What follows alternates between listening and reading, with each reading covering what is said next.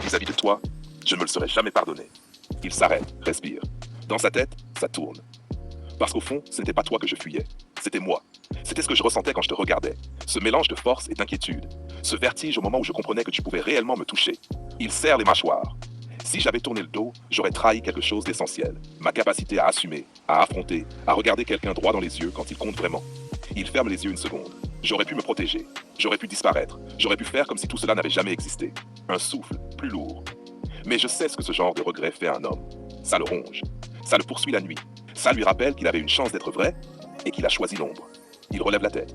Alors non, je n'ai pas fui, je n'ai pas tourné le dos. Je t'ai affronté, toi, et tout ce que tu réveillais en moi. Un silence. Parce que si je m'étais dérobé, je serais devenu quelqu'un que je refuse d'être. Et ça, je ne me l'aurais jamais pardonné. Si tu pris la fuite vis-à-vis de toi, je ne me le serais pas pardonné. Il fixe un point dans le vide. Un détail sur le mur. Une ombre, une trace, peu importe. Tout ce qui peut lui permettre de ne pas penser à ce qu'il ressent vraiment. Mais ça revient. Toujours. Implacable. Si j'avais pris la fuite vis-à-vis de toi, je ne me le serais jamais pardonné. Cette phrase tourne dans sa tête depuis des semaines. Elle revient au réveil, dans les moments de silence, et même au milieu d'une journée normale, comme un rappel brutal qu'il y a une ligne qu'il a refusé de franchir. Celle de la lâcheté. Nar 1. Le poids de l'évitement. Parce que la vérité, c'est que je n'ai jamais voulu te fuir. Jamais. Ce qui me faisait peur, c'était pas toi. C'était ce que je devenais quand tu entrais dans la pièce. Il passe une main sur son visage, comme s'il tentait d'essuyer une sensation qu'il n'a jamais assumée. Tu sais ce qui est dangereux? Ce n'est pas l'attirance, c'est la lucidité. C'est ce moment où j'ai compris que tu pouvais toucher un endroit que même moi je n'arrivais pas à atteindre. Et cette lucidité-là ne pardonne personne. H2, la tentation de disparaître. Il se revoit quelques mois plus tôt, l'esprit en combat permanent. Oui, j'aurais pu partir. J'aurais pu t'éviter, faire semblant de ne rien voir, détourner le regard, me fabriquer une histoire où toi et moi, ça n'a jamais existé. Il inspire profondément. On sait tous comment on fait quand on veut fuir quelqu'un. On prend de la distance, on réduit les mots, on met un filtre entre soi et l'autre. On s'arrange pour que tout paraisse normal, alors que c'est du mensonge pur. Un mensonge à l'autre. Et surtout, à soi-même. 3. L'homme qu'il refuse de devenir. Il s'avance, pose ses mains sur une table, lentement, comme s'il portait quelque chose de lourd.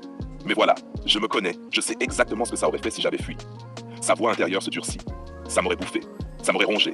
J'aurais pensé, tu as laissé passer quelque chose. Tu n'as pas osé, tu n'as pas eu le courage. Et pour lui, le courage n'est pas négociable. Un homme peut encaisser beaucoup de choses. Mais vivre avec la sensation d'avoir eu peur d'une femme, ça je m'en serais jamais remis. Parce que fuir une personne parfois, c'est fuir ce qu'elle réveille. Et ça, c'est pire. H4.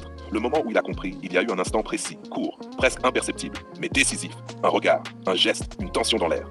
À ce moment-là, j'ai compris que si je reculais, je perdais plus que toi. Je perdais une part de moi, la part qui ose, qui assume, qui va jusqu'au bout.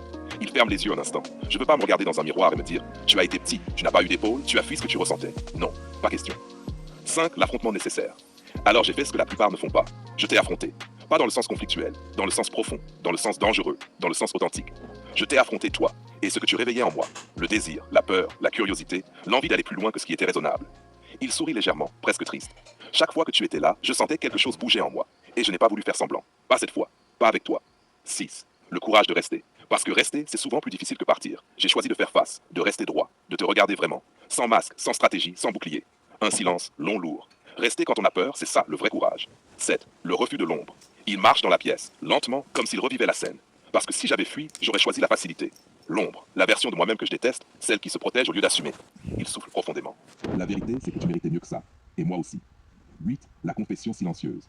Il parle, mais personne n'entend. C'est un aveu qui n'existe qu'en lui.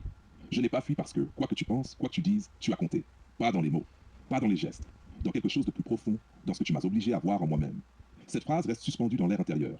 Il n'ose pas la prononcer à haute voix, mais elle est vraie. 9.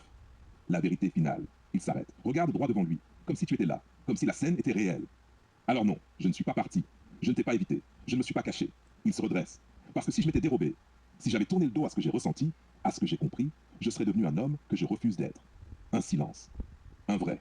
Et ça, je ne me le serais jamais pardonné. Si tu veux, je peux